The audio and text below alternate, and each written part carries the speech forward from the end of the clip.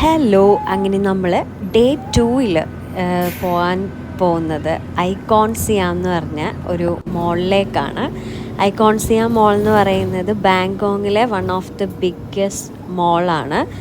അങ്ങനെ നമ്മൾ ഹോട്ടലിൽ നിന്ന് ഇന്നും ബസ്സിന് തന്നെയാണ് പോയത്.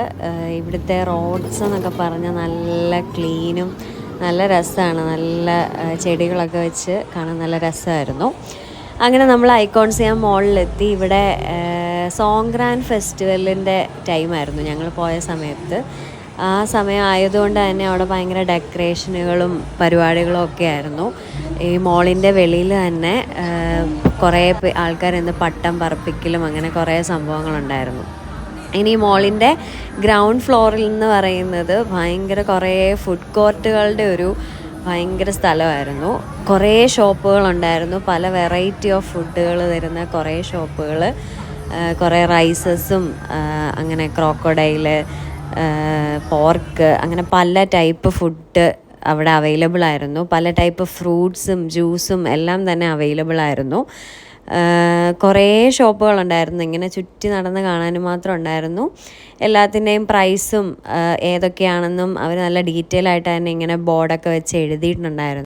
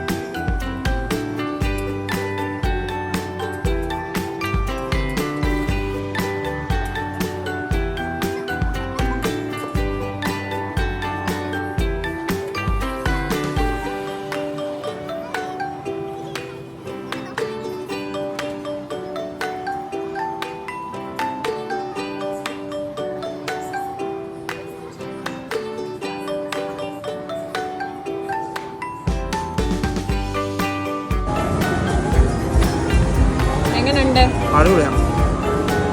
ചിക്കൻ്റെ ടേസ്റ്റ് ആണോ? ചിക്കൻ അല്ല, പോർക്കിൻ്റെ ഒരു ഇത് മാൻ്റെ ഇറച്ചി മാൻ. มีโฟโต้แบ็กดรอปแล้วยังมีในส่วนของนิทรรศการนะครับว่าว4 5ด้วยโอ้โหเรียกได้ว่าครบเลยนะครับแล้วก็ยังมีว่าวที่มาจัดแสดงตัวเป็นๆเลยท่านเหนือไหมฮะเคยไหมลูกเคยเห็นตัวจริงไหมลูกยังไม่เคยเห็นใช่ไหมครับนู่นเลยวิ่งไปอยู่นู่นเลยฮะว่าวพระรูป